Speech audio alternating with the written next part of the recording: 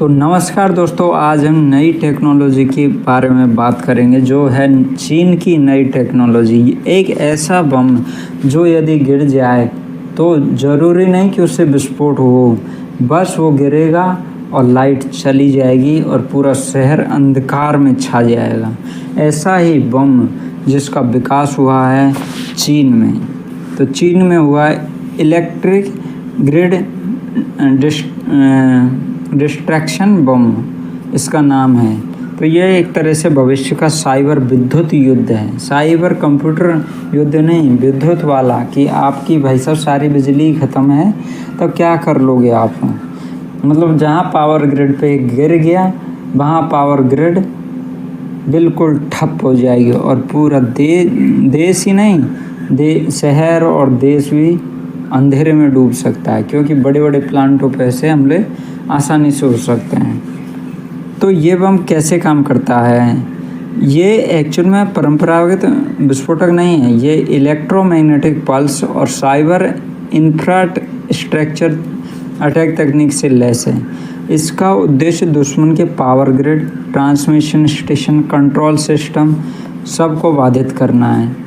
तो एक तरह से तो हम ये भी कह सकते हैं कि जैसे कोई जहाज़ उड़ रहा हो या सबमरीन या किसी भी तरह से मतलब विद्युत सप्लाई हो रही हो बॉर्डर पे, तो उसको भी इसके द्वारा मतलब ठप किया जा सकता है। मतलब जहाज़ में यदि कोई जैसे जहाँ भी इलेक्ट्रिक चीज़ों की बात आएगी तो ये बम अपना काम कर सकता है। ये एक तरह से साइबर अटैक है, लेकिन विद्युत साइबर अटैक है। ये ड्रोन, मिसाइल या सैटेलाइट द्वारा भेजा गया एक ऐसा हमला जो मतलब इलेक्ट्रिक ग्रिड सिस्टम को हैक या क्रैश कर सकता है। परमाणु या नॉन न्यूक्लियर विस्फोट से पैदा होने वाली उच्च विद्युत चुंबकीय तरंगे हैं ये एक्चुअल में। इससे क्या होता है कि परमाणु या तो परमाणु विस्फोट से जो पैदा होती है या बिना परमाणु विस्फोट से उच्च विद्युतीय चुंबकीय तरंगे पैदा होती है ना, तो उनमें जो कार्बन होता है उसी की सहायता से एक तरह से विद्युत जो ग्रिड है उसको डिस्ट्रॉय करने के लिए इसका उपयोग किया जाता है। मतलब ये आप कह लो कि इलेक्ट्रोमैग्नेटिक पल्स है।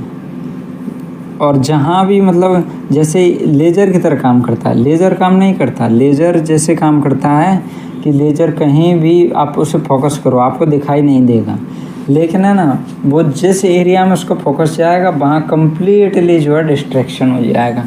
मतलब वहाँ पे आपको तो पता नहीं चला और सामने वाले को पता नहीं चला, लेकिन वहाँ पे डिस्ट्रैक्शन हो गया। तो ऐसे ही ये काम करता है एक तरह से।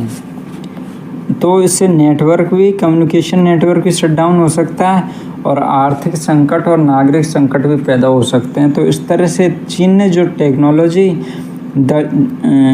विकसित की है वो बहुत ही खतरनाक है। अब भारत की तैयारी की बात करें तो भारत ने जो है CERT-IN जैसी साइबर सुरक्षा संस्थानों की मदद से EMP रक्षा कवच और फाइबर ऑप्टिक शील्डिंग पर काम कर रहे हैं। मतलब अभी तक बना नहीं है। इलेक्ट्रोमैग्नेटिक का जो रक्षा कवच है वो अभी तक विकसित नहीं हो पाया, इसी पे काम कर रहे हैं DRDO वगैरह। तो इस तरह से हम कह सकते हैं कि ये भारत के लिए एक बहुत ख़तरनाक चीज़ है। AI आधारित ग्रिड मॉनिटरिंग सिस्टम भी उसके ऊपर भी काम कर रहे हैं ताकि अटैक को तुरंत रोका जा सके। युद्ध केवल अब टैंक और मिसाइलों का नहीं है, ये इलेक्ट्रॉनिक सिस्टम और साइबर ताकत का भी मतलब युद्ध बन चुका है। तो गुपचुप तरीके से मतलब सारी बिजली ठप भी हो जाएगी और पता भी नहीं चलेगा कि हमला किसने किया। मतलब यही सोचते रहेंगे कि हमला किया किसने। तो इस तरह से ये बम बहुत ही ख़तरनाक बम है। हालांकि चीन के पास और भी टेक्नोलॉजी है, लेकिन ये वाली टेक्नोलॉजी बेहद ही डेंजरस है। तो आपका क्या सोचना, भारत के पास भी ऐसी टेक्नोलॉजी होनी चाहिए? नहीं? तो आप अपना कमेंट करके ज़रूर बताइए। धन्यवाद दोस्तों।